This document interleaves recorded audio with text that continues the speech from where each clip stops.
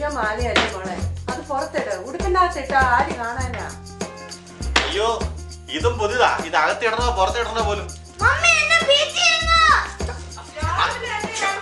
ഉദാഹരണത്തിന് ദൈവം തമ്പുരാൻ നിന്നോട് ചോദിക്കുക, നിനക്ക് എന്ത് കിട്ടിയാൽ സന്തോഷാവും ചോദിച്ചാ നീ എന്ത് പറയും? എന്റെ ഭർത്താവിന് കുറച്ച് ബുദ്ധി.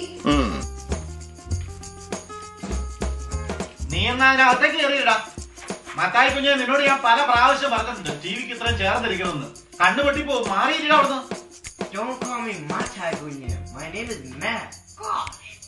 നല്ല അനുസരണയുള്ള ചെറുക്കൻ.